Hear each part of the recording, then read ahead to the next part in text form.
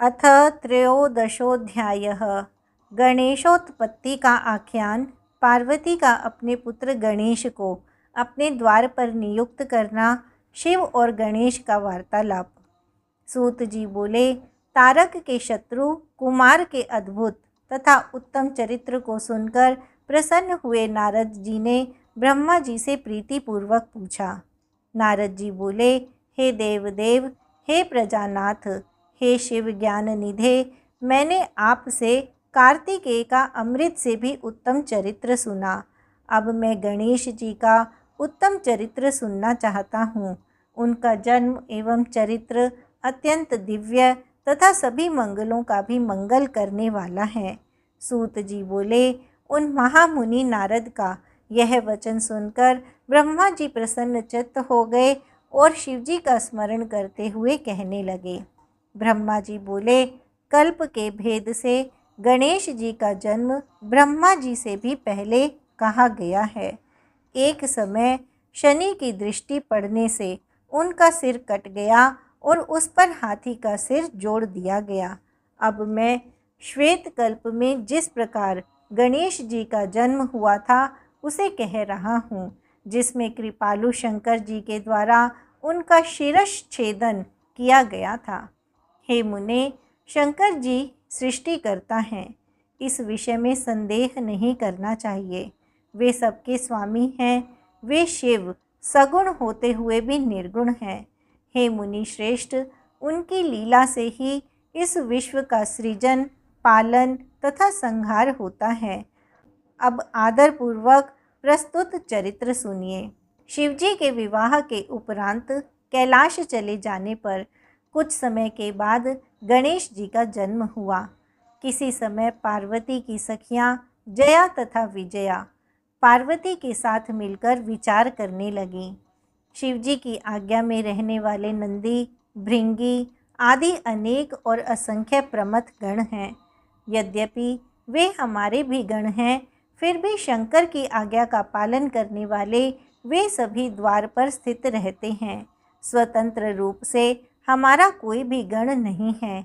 यद्यपि वे सब हमारे भी हैं, किंतु हमारा मन उनसे नहीं मिलता है।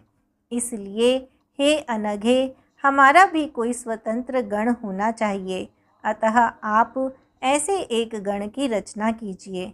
ब्रह्मा जी बोले, जब सखियों ने यह उत्तम वचन पार्वती से कहा, तब उन्होंने उसमें अपना हित मान लिया और वे वैसा करने का प्रयत्न करने लगी। इसके बाद किसी समय जब पार्वती जी स्नान कर रही थी, उसी समय द्वार पर बैठे नंदी को डांटकर शंकर जी भीतर चले आए। शिव जी को असमय में आता हुआ देखकर स्नान करती हुई वे सुंदरी जगदम्बा लज्जित होकर उठ गईं। उस समय अत्यंत कौतुक से युक्त पार्वती को सखियों के द्वारा कहा गया वह वचन अत्यंत हितकारी तथा सुखदायक प्रतीत हुआ। इसके बाद कुछ समय बीतने पर परम माया परमेश्वरी पार्वती ने मन में विचार किया कि मेरा भी कोई ऐसा सेवक होना चाहिए जो श्रेष्ठ हो तथा योग्य हो और मेरी आज्ञा के बिना रेखा मात्र भी इधर से उधर विचलित ना हो। इस प्रकार विचार कर उन देवी ने अपने शरीर के मैल से सर्व लक्षण संपन्न, शरीर के सभी अवयवों से सर्वथा निर्दोष, समस्त सुंदर अंगों वाले, विशाल, सर्व शोभा संपन्न एवं महाबली तथा महापराक्रमी पुरुष का निर्माण किया। पार्वती ने उसे नाना प्रकार के वस्त्र, अनेक प्रकार के अलंकार तथा अनेक उत्तम आशीर्वाद देकर कहा, तुम मेरे पुत्र हो, तुम ही मेरे हो और यहाँ कोई दूसरा मेरा नहीं है। इस प्रकार कहे जाने पर उस पुरुष ने पार्वती को नमस्कार कर कहा। गणेश जी बोले, आपका क्या कार्य है? मैं आपके द्वारा आदिष्ट कार्य को पूरा करूँगा। तब उनके द्वारा इस प्रकार कहे जाने पर पार्वती ने पुत्र से कहा। शिवा बोली, हे तात, मेरे वचन को सुनो। तुम आज मेरे द्वारपाल बनो। तुम मेरे पुत्र हो, केवल तुम ही मेरे हो, तुम्हारे अतिरिक्त यहाँ मेरा कोई नहीं है। हे सतपुत्र, मेरी आज्ञा के बिना कोई भी मेरे घर के भीतर किसी प्रकार हठ से भी न जाने पाए। हे तात, यह मैंने तुमसे सत्य कह दिया।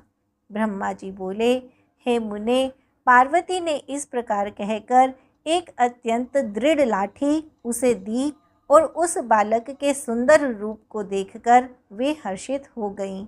उन्होंने प्रेम से उस पुत्र का मुख चूमकर उसका आलिंगन करके हाथ में लाठी लिए हुए उन गणेश को अपने द्वार पर नियुक्त कर दिया।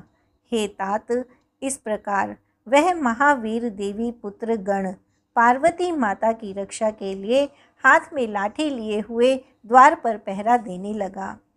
एक समय अपने पुत्र उन गणेश्वर को द्वार पर नियुक्त कर वे पार्वती सखियों के साथ स्नान करने लगीं।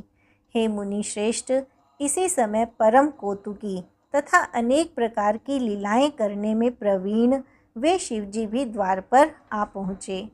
तब गणेश ने उन शिवजी को बिना पहचाने कहा, हे देव, इस समय माता की आज्ञा के बिना आप भीतर नहीं जा सकते। माता जी स्नान कर रही हैं, कहाँ चले जा रहे हो? इस समय यहाँ से चले जाइए। इस प्रकार कहकर गणेश ने उन्हें रोकने के लिए अपनी लाठी उठा ली। उसे देखकर शिवजी बोले, हे मूर्ख, तुम किसे मना कर रहे हो? हे दुर्बुद्धे, तुम मुझे नहीं जानते, मैं शिव हूँ, कोई दूसरा नहीं। इस पर गणेश ने लाठी से शिवजी पर प्रहार किया। तब बहुत लीला करने वाले शिवजी ने कुपित होकर पुत्र से कहा। शिवजी बोले, हे बालक, तुम मूर्ख हो, तुम मुझे नहीं जानते हो, मैं पार्वती का पति शिव हूँ। हे बालक, मैं तो अपने ही घर जा रहा हूँ, तुम मुझे मना क्यों करते हो? ब्रह्मा जी बोले, हे विप्र, ऐसा कह घर में प्रवेश करते हुए उन शंकर जी पर गणनायक गणेश ने क्रोध करते हुए पुनः डंडे से प्रहार किया। तब अत्यंत कुपित हुए शिवजी ने अपने गणों को आज्ञा दी, हे गणों, देखो यह कौन है और यहाँ क्या कर रहा है? ऐसा कहकर लोकाचार में तत्पर रहने वाले तथा अनेक अद्भुत लीलाएं करने वाले शिवजी महाक्रोध में भरकर घर के बाहर ही स्थित रहे। इति श्री शिव महापुराणे द्वितीयायां रुद्रसंहितायां चतुर्थे कुमारखंडे गणेशोत्पत्ति वर्णनम नाम त्रयोदशोऽध्यायः। इस प्रकार श्री शिव महापुराण के अंतर्गत द्वितीय रुद्र संहिता के चतुर्थ कुमारखंड में गणेशोत्पत्ति वर्णन नामक 13वां अध्याय पूर्ण हुआ। अथ चतुर्दशोऽध्यायः। द्वार रक्षक गणेश तथा शिव गणों का परस्पर विवाद। ब्रह्मा जी बोले, तब उन गणों ने क्रुद्ध हो शिवजी की आज्ञा से वहां जाकर उन द्वारपाल गिरिजा पुत्र से पूछा। शिवगण बोले, तुम कौन हो, कहाँ से आए हो और यहाँ क्या करना चाहते हो? यदि जीना चाहते हो तो यहाँ से शीघ्र ही दूर चले जाओ। ब्रह्मा जी बोले, उनका यह वचन सुनकर हाथ में लाठी लिए हुए गिरिजा पुत्र ने निडर होकर उन द्वार रक्षक गणों से कहा। गणेश जी बोले, आप लोग कौन हैं और कहाँ से आए हैं? आप लोग तो बहुत ही सुंदर हैं, शीघ्र ही यहाँ से दूर हो जाइए। विरोध करने के लिए यहाँ क्यों स्थित हैं? ब्रह्मा जी बोले। इस प्रकार उनके वचन को सुनकर शिवजी के सभी महावीर गणों ने आश्चर्यचकित होकर परस्पर हास्य करके कहा। शिवजी के उन पार्षदों ने आपस में बातें करके कुपित मन होकर उन द्वारपाल गणेश जी से कहा। शिवगण बोले, सुनिए, हम सब शिवजी के श्रेष्ठ गण ही यहाँ के द्वारपाल हैं। हम उन विभु शंकर की आज्ञा से तुम्हें यहाँ से हटाने के लिए आए हैं। तुमको भी एक गण समझकर हम तुम्हारा वध नहीं करते, अन्यथा तुम मार दिए गए होते। तुम स्वयं यहाँ से हट जाओ, क्यों मरना चाहते हो? ब्रह्मा जी बोले। इस प्रकार कहे जाने के बाद भी गिरिजा पुत्र निर्भय गणेश शंकर गणों को बहुत फटकार कर द्वार से नहीं हटे। तब वहाँ के उन संपूर्ण शिवगणों ने भी गणेश जी का वचन सुनकर शिव जी के पास जाकर उस वृत्तांत को निवेदित किया। हे मुने, तब अद्भुत लीला करने वाले महेश्वर उस वचन को सुनकर अपने गणों को डांटकर लौकिक गति का आश्रय लेकर कहने लगे। महेश्वर बोले, हे गणों, यह कौन है जो शत्रु के समान इतना उच्छृंखल होकर बातें करता है? यह असद बुद्धि क्या करेगा? निश्चय ही यह अपनी मृत्यु चाहता है। इस नवीन द्वारपाल को शीघ्र ही यहाँ से दूर करो। तुम लोग कायरों की भांति खड़े होकर उसका समाचार मुझसे क्यों कह रहे हो? अद्भुत लीला करने वाले शंकर के ऐसा कहने पर उन गणों ने पुनः वहीं पर आकर उन द्वारपाल गणेश से कहा। शिवगण बोले, हे द्वारपाल, तुम कौन हो और किसके द्वारा नियुक्त होकर यहाँ स्थित हो? तुमको हम लोगों की कोई परवाह नहीं है? यहाँ रहकर कैसे जीना चाहते हो? द्वारपाल तो हम लोग हैं, तुम किस प्रकार अपने को द्वारपाल कहते हो? शेर के आसन पर बैठकर सियार किस प्रकार अपने कल्याण की इच्छा कर सकता है? हे मूर्ख, तुम अभी तक गर्जना कर रहे हो जब तक तुम शिवगणों के पराक्रम का अनुभव नहीं कर लेते हो। अभी जब तुम अनुभव कर लोगे तब धराशाही हो जाओगे। तब उनके द्वारा कहे गए इस वचन को सुनकर गणेश जी दोनों हाथ में लाठी लेकर ऐसा बोलने वाले उन गणों को मारने लगे। तदनंतर शिवा पुत्र गणेश ने निडर होकर शंकर के महावीर गणों को घुड़क कर कहा। पार्वती पुत्र बोले, जाओ जाओ, यहाँ से दूर चले जाओ, अन्यथा मैं तुम लोगों को प्रचंड पराक्रम दिखाऊंगा जिससे तुम लोग उपहासास्पद हो जाओगे। तब उन गिरिजा पुत्र की यह बात सुनकर शंकर के वे गण आपस में कहने लगे। शिवगण बोले, अब हमें क्या करना चाहिए, कहाँ जाना चाहिए? कहने पर भी यह हमारी बात नहीं मानता। हम लोग तो मर्यादा की रक्षा करते हैं, इसने ऐसी बात किस प्रकार कही? ब्रह्मा जी बोले, तब शिव के सभी गणों ने कैलाश से 1 कोस की दूरी पर स्थित शंकर जी से जाकर वह सब कहा। तब हाथ में त्रिशूल धारण किए हुए उग्र बुद्धि परमेश्वर शिव जी ने हंसकर वीर मानी अपने उन गणों से कहा। शिव जी बोले, हे गणों, तुम लोग कायर हो, वीर मानी वीर नहीं। मेरे सामने तुम लोग ऐसा कहने के योग्य नहीं हो। डांटे जाने पर वह पुनः क्या कह सकता है? तुम लोग जाओ, उस पर प्रहार करो, चाहे वह कोई क्यों ना हो। मैं तुम लोगों से अधिक क्या कहूँ? चाहे जैसे भी हो उसे वहाँ से हटाओ। ब्रह्मा जी बोले, हे मुनीश्वर, जब महेश्वर ने अपने श्रेष्ठ गणों को इस प्रकार फटकारा तब वे गण पुनः वहाँ गए और बोले। शिवगण बोले, अरे बालक सुनो, तुम हठपूर्वक क्यों व्यर्थ बकवास करते हो? अब तुम यहाँ से दूर चले जाओ, अन्यथा तुम्हारी मृत्यु हो जाएगी। ब्रह्मा जी बोले, शिव के आज्ञाकारी उन गणों का निश्चयपूर्वक वचन सुनकर मैं क्या करूं, यह सोचकर पार्वती पुत्र गणेश जी बहुत दुखी हुए। इसी बीच द्वार पर गणों का तथा गणेश का कलह सुनकर देवी पार्वती ने अपनी सखी से कहा, देखो द्वार पर किस प्रकार का कलह हो रहा है। सखी ने वहां आकर सारा वृत्तांत जान लिया और क्षण मात्र में सब कुछ देखकर प्रसन्न होकर वह पार्वती के पास गई। हे मुने, जो कुछ भी घटित हुआ था वहां जाकर उस सखी ने वह सब यथार्थ रूप से पार्वती के आगे वर्णन किया। सखी बोली, हे महेश्वरी, हमारा गण जो द्वार पर स्थित है उसको शिवजी के वीर गण निश्चित रूप से धमका रहे हैं।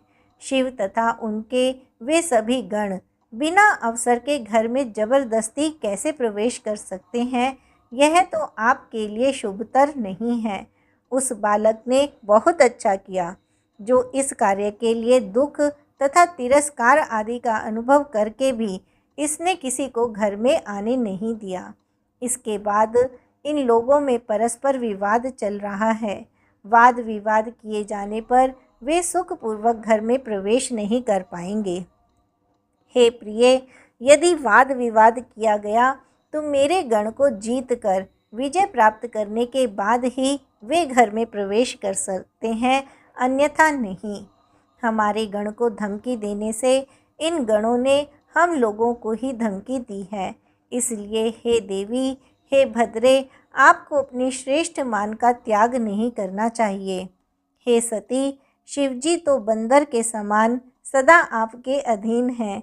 वे अहंकार क्या करेंगे, अवश्य ही वे आपके अनुकूल हो जाएंगे। ब्रह्मा जी बोले, आश्चर्य है कि वे सती पार्वती शिवेच्छा से क्षण भर वहाँ रुक गईं और वे मानिनी होकर अपने मन में कहने लगी। शिवा बोली, अहो, यह बड़े आश्चर्य की बात है कि शिव के गण क्षण मात्र भी रुक नहीं सके। इस प्रकार प्रवेश का हठ उन लोगों ने कैसे ठान लिया। अब इस निमित्त उनसे विनय अथवा अन्य उपाय करना उचित प्रतीत नहीं हो रहा है। जो होना होगा वही होगा। मैंने जो कर दिया है उसे अन्यथा कैसे कर सकती हूँ। ऐसा कहकर प्रिया पार्वती ने अपनी सखी को वहाँ भेजा। वह सखी आकर पार्वती पुत्र गणेश से प्रिया पार्वती द्वारा कही गई बात कहने लगी। सखी बोली, हे भद्र, तुमने बहुत अच्छा किया। ये लोग अब हठपूर्वक घर में प्रवेश ना करें। तुम्हारे सामने ये गण क्या हैं जो कि तुम्हारे जैसे गण को जीत लें। करने योग्य अथवा न करने योग्य जो भी कर्तव्य हो तुम उसे अवश्य करना। जो एक बार जीत लिया जाएगा वह फिर वैर नहीं करेगा। ब्रह्मा जी बोले, उस सखी के द्वारा कहे गए माता के वचन को सुनकर गणेश्वर को परम आनंद, बल तथा महान उत्साह प्राप्त हुआ। उन्होंने अच्छी तरह से कमर कस ली और पगड़ी बांधकर उरु तथा जंघा पर ताल ठोकते हुए निडर होकर उन सभी गणों से प्रसन्नतापूर्वक यह वचन कहा। गणेश जी बोले, मैं पार्वती का पुत्र हूँ, तुम लोग शिव के गण हो, दोनों ही समान हैं। हम सभी अपने अपने कर्तव्य का पालन करें। क्या आप लोग ही द्वारपाल रह सकते हैं? मैं द्वारपाल नहीं रह सकता। यदि आप लोग शिव के द्वार पर स्थित हैं तो मैं भी यहाँ निश्चित रूप से स्थित हूँ। जब आप लोग यहाँ स्थित रहिएगा तब आप लोग शिव की आज्ञा का पालन कीजिएगा। इस समय तो यहाँ मैं पार्वती की आज्ञा का पालन कर रहा हूँ। हे वीरों, यह सत्य है, मैंने उचित निर्णय लिया है। इसलिए हे शिवगणों, आप लोग मेरा वचन सुनकर आदरपूर्वक चले जाएं। हठ से अथवा विनय से आप लोगों को घर के भीतर नहीं जाना चाहिए। ब्रह्मा जी बोले, गणेश्वर के द्वारा इस प्रकार कहे गए वे सभी शिवगण लज्जित होकर शिव के पास गए और उन्हें प्रणाम करके उनके आगे खड़े हो गए।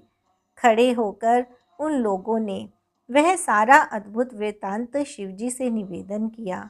इसके बाद फिर हाथ जोड़कर सिर झुकाए हुए वे शिवजी की स्तुति कर उनके आगे खड़े हो गए। तब अनेक गणों के द्वारा कहे गए उस समाचार को सुनकर शिवजी लौकिक व्यवहार का आश्रय लेकर यह वचन कहने लगे। शंकर बोले, हे समस्त गणों, सुनो, युद्ध करना भी उचित नहीं है, क्योंकि तुम लोग हमारे गण हो और वह बालक पार्वती का गण है। हे गणों, यदि नम्रता प्रदर्शित की जाए तो संसार में मेरी यह निंदनीय प्रसिद्धि होगी कि शिवजी सदा स्त्री के वश में रहते हैं और शिव के गण निर्बल हैं। जो जैसा करे उसके साथ वैसा ही बर्ताव करना चाहिए। यही नीति सर्वश्रेष्ठ है। वह अकेला बालक गण क्या पराक्रम करेगा। तुम सब मेरे गण हो और युद्ध में अत्यंत कुशल हो, अतः युद्ध छोड़कर तुम लोग लघुता को कैसे प्राप्त होगे। विशेष रूप से पति के आगे स्त्री को हठ कैसे करना चाहिए। हठ करके वह पार्वती उसका फल अवश्य प्राप्त करेगी। इसलिए हे वीरों, तुम सब मेरी बात आदरपूर्वक सुनो, तुम लोग अवश्य युद्ध करो। जो होनहार है वह तो होकर ही रहेगा। ब्रह्मा जी बोले, हे ब्राह्मण, हे मुनि श्रेष्ठ, अनेक प्रकार की लीलाएं करने में प्रवीण शंकर जी ऐसा कहकर लौकिक गति प्रदर्शित करते हुए चुप हो गए। इति श्री शिव महापुराणे द्वितीयायां रुद्र संहितायां चतुर्थे कुमारखंडे गण विवाद वर्णनम नाम चतुर्दशोध्यायः। इस प्रकार श्री शिव महापुराण के अंतर्गत द्वितीय रुद्र संहिता के चतुर्थ कुमार खंड में गण विवाद वर्णन नामक 14वां अध्याय पूर्ण हुआ। अथ पंचदशोध्यायः। गणेश तथा शिव गणों का भयंकर युद्ध। पार्वती द्वारा दो शक्तियों का प्राकट्य, शक्तियों का अद्भुत पराक्रम और शिव का कुपित होना। ब्रह्मा जी बोले, जब सर्वव्यापक शिवजी ने अपने गणों से इस प्रकार कहा, तब उन्होंने युद्ध का निश्चय कर लिया और कवच आदि धारण कर वे शिवजी के भवन के समीप गए। आए हुए उन श्रेष्ठ गणों को देखकर युद्ध की तैयारी करके गणेश जी भी वहां स्थित गणों से यह कहने लगे। गणेश जी बोले, शिव की आज्ञा का पालन करने वाले आप सब गण आए। मैं अकेला बालक होते हुए भी अपनी माता पार्वती की आज्ञा का पालन करूंगा।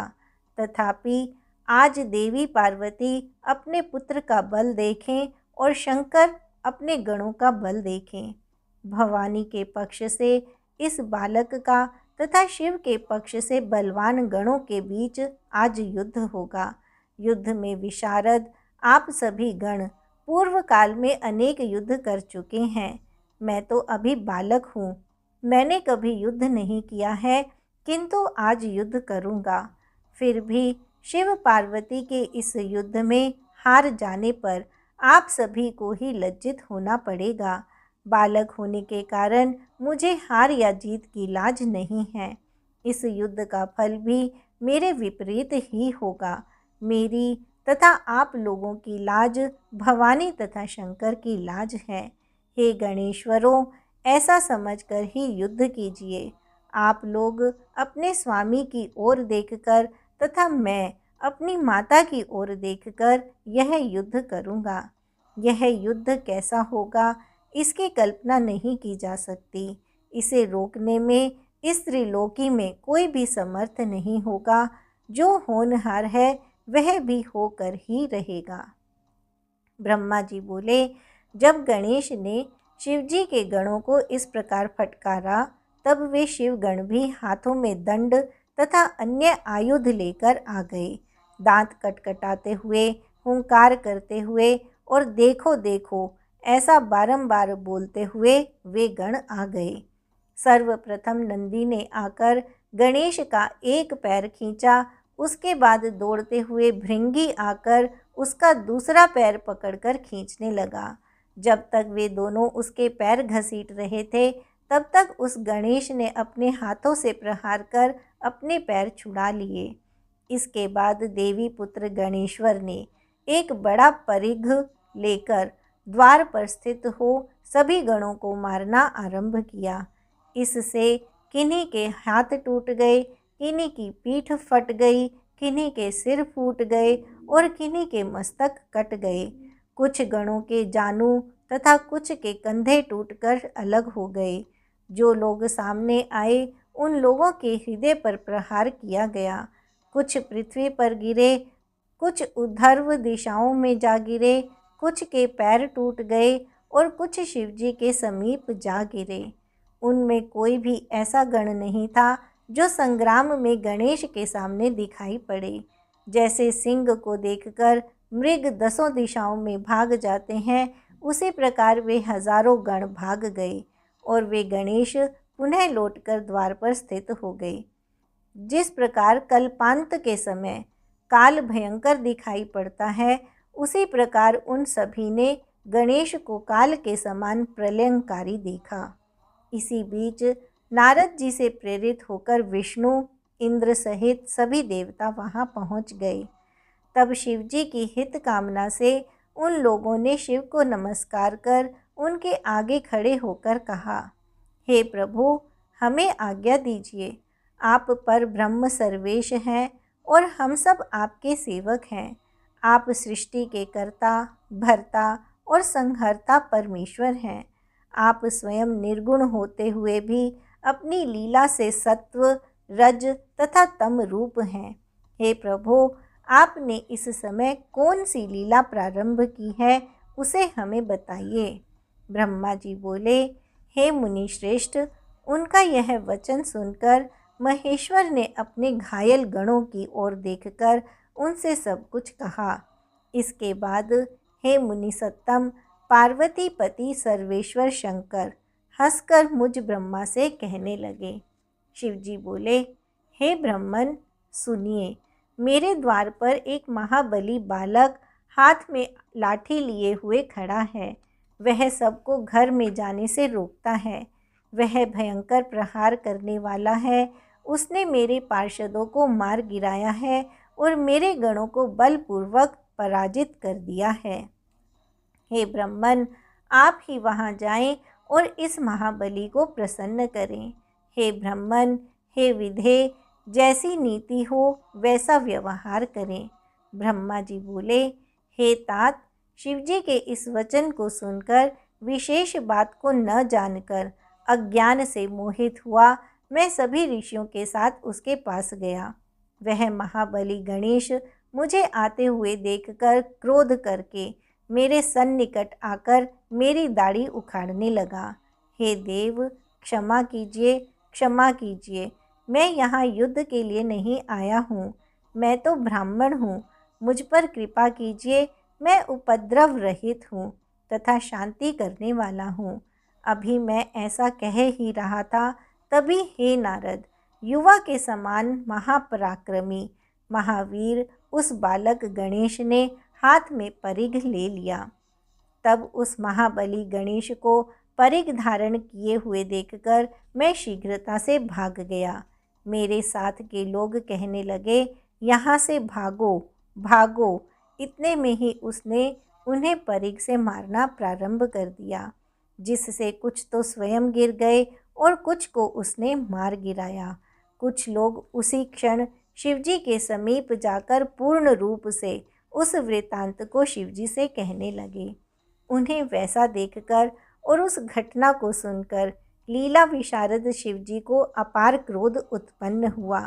तब उन्होंने इंद्रादि देवगणों, कार्तिकेय आदि प्रमुख गणों, भूतों, प्रेतों एवं पिशाचों को आज्ञा दी।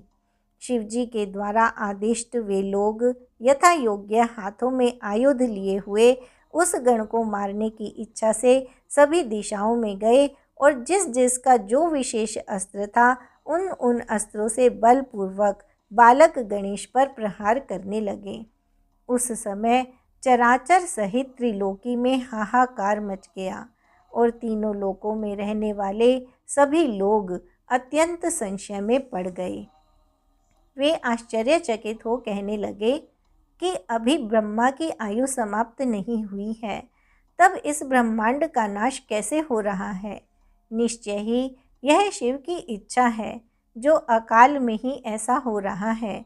उस समय कार्तिकेय आदि जितने भी देवता थे, वे सभी वहां आए और उन सभी के शस्त्र व्यर्थ हो गए, जिसके कारण वे आश्चर्यचकित हो उठे।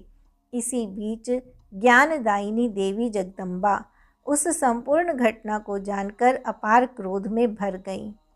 हे मुनीश्वर, उस समय वहाँ पर उन देवी ने अपने गण की सब प्रकार की सहायता के लिए 2 शक्तियों का निर्माण किया।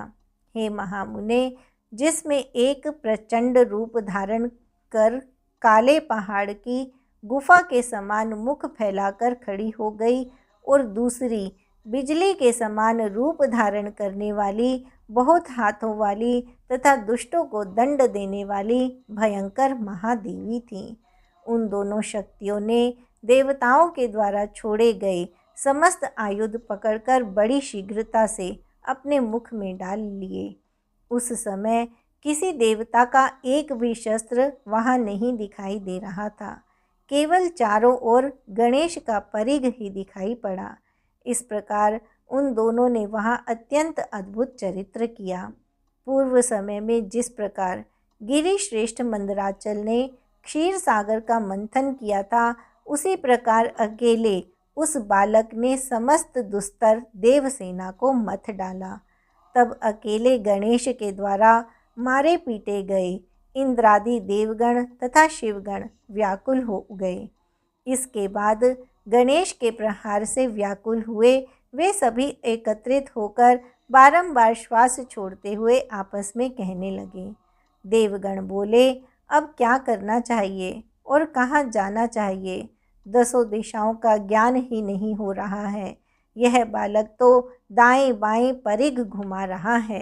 ब्रह्मा जी बोले, हे नारद, उसी समय पुष्प चंदन हाथ में लिए हुए अप्सराएं तथा नारद आदि ऋषि जो इस महान युद्ध को देखने की लालसा वाले थे, वे सभी युद्ध देखने के लिए वहां आए। हे मुनि श्रेष्ठ, उस समय उनके द्वारा आकाश मार्ग भर गया। वे अप्सराएं तथा ऋषिगण उस युद्ध को देखकर अत्यंत आश्चर्यचकित हो गए और कहने लगे, इस प्रकार का युद्ध तो कभी भी देखने में नहीं आया। उस समय समुद्र सहित सारी पृथ्वी कांपने लगी तथा पर्वत गिरने लगे। वे संग्राम की सूचना दे रहे थे। आकाश, ग्रह एवं नक्षत्र मंडल घूमने लगे, जिससे सभी व्याकुल हो उठे। सभी देवता तथा गण भाग गए। केवल पराक्रमी तथा महावीर कार्तिकेय ही नहीं भागे और सबको रोककर गणेश के सामने डटे रहे। उन दोनों शक्तियों ने उस युद्ध में सभी को असफल कर दिया और देवताओं के द्वारा चलाए गए सभी शस्त्रों को काट दिया। जो लोग शेष बच गए थे, वे सब शिवजी के समीप आ गए। सभी देवता तथा शिवगण तो भाग ही चुके थे। उन सभी ने मिलकर शिव को बारंबार नमस्कार कर बड़ी शीघ्रता से पूछा, हे प्रभु, यह श्रेष्ठ गण कौन है? हम लोगों ने पहले भी युद्ध का वर्णन सुना था। इस समय भी बहुत से युद्ध देख रहे हैं, किंतु इस प्रकार का युद्ध ना तो कभी देखा गया और ना सुना ही गया। हे देव, अब कुछ विचार कीजिए, अन्यथा जय नहीं हो सकती है। हे स्वामिन, आप ही इस ब्रह्मांड के रक्षक हैं, इसमें संदेह नहीं है। ब्रह्मा जी बोले।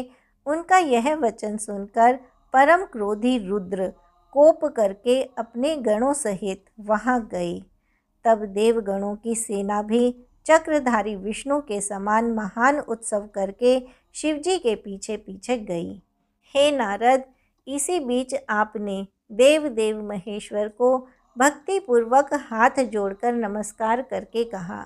नारद जी बोले, हे देव देव, हे महादेव, हे विभो, मेरा वचन सुनिए। आप सर्वत्र व्याप्त हैं, सबके स्वामी हैं तथा नानाविध लीलाओं को करने में प्रवीण हैं। आपने महालीला करके गणों के गर्व को दूर कर दिया। हे शंकर, आपने इनको बल देकर देवताओं के गर्व को भी नष्ट कर दिया। हे नाथ, हे शंभो, स्वतंत्र तथा सभी के गर्व को चूर करने वाले, आपने इस भुवन में अपना अद्भुत बल दिखाया। हे भक्तवत्सल, अब आप इस लीला को मत कीजिए और अपने इन गणों का तथा देवताओं का सम्मान करके इनकी रक्षा कीजिए। हे ब्रह्म पददायक, अब इन्हें अधिक मत खेलाइए और इन गणेश का वध कीजिए। हे नारद, इस प्रकार कहकर आप वहाँ से अंतर्धान हो गए। इति श्री शिव महापुराणे द्वितीयायां रुद्र संहितायां चतुर्थे कुमारखंडे गणेश युद्ध वर्णन नामक पंचदशोध्यायः। इस प्रकार श्री शिव महापुराण के अंतर्गत द्वितीय रुद्र संहिता के चतुर्थ कुमारखंड में गणेश युद्ध वर्णन नामक 15वां अध्याय पूर्ण हुआ।